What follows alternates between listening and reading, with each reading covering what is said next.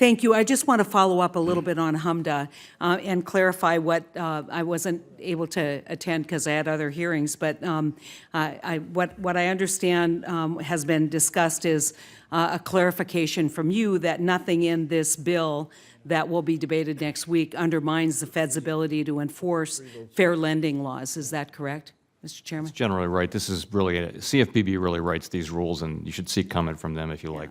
I think that, but you would acknowledge that our bill preserves the traditional HMDA data collection on race. It does, yes. Yes. So while the bill doesn't undermine fair lending, it does meaningfully reduce substantial costs imposed on small lenders from HMDA data collections. I think this is the motivation. These costs can reach into the hundreds of thousands of dollars per year. One small institution estimates that the cost of HMDA quality assurance for their bank equals approximately $400,000 per year and involves 5 associates. So when it comes to regulation, we have to look at the benefits and the costs. And one of the things that I think I just want to impress on people is that when you don't respond to these kinds of concerns, legitimate concerns from small lenders, there's a resentment to the overall policy. That may, we tend to throw the baby out with the bathwater because of the level of frustration. Wouldn't you agree that we could, in fact, reduce costs to small lenders and still maintain the protections provided by HMDA?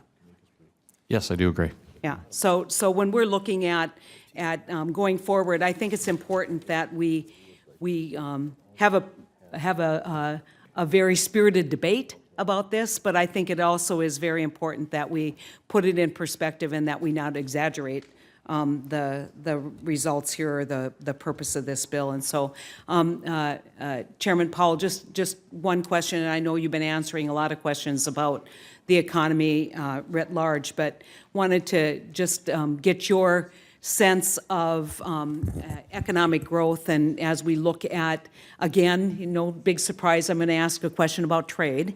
I know you guys don't always like answering those questions, but it seems to me that we're now looking at a potential of tariffs being imposed on aluminum and steel, for which there will be retaliation. We have, in fact, retreated somewhat from the commitments on NAFTA, and we no longer have a pathway into TPP. How concerned are you about the impacts of this trade policy of this administration on our opportunity for economic growth long term? So I wouldn't comment directly on the administration's policies, but I will say about trade that I think that the record is clear that over long periods of time for many, many countries, trade is a net positive.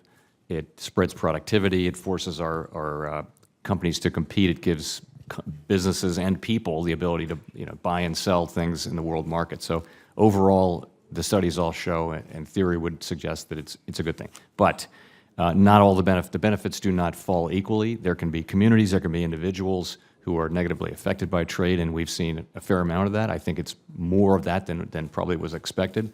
And I think it's important that we address that as well, so that you can sustain a public support for trade. I think as Chairman Bernanke said, the tariff approach is not the best approach there. The best approach is to deal directly with the people who are affected rather than falling back on tariffs.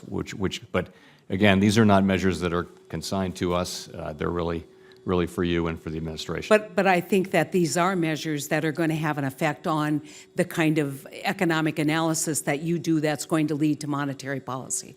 I don't think there's any doubt that trade will have a dramatic impact on economic growth, and very, very concerned about making sure that our trade policy is consistent with economic growth, and also very concerned about the speed to which systems today can react to trade policy as opposed to maybe 20, 30 years ago when it was kind of, plodding along. It was okay if the WTO took 10 years.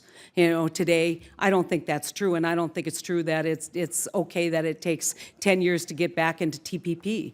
I think things will move a lot quicker, and it's going to have a dramatic effect on our ability to be competitive in this country and to encourage investment and growth. Thank you, Mr. Chairman.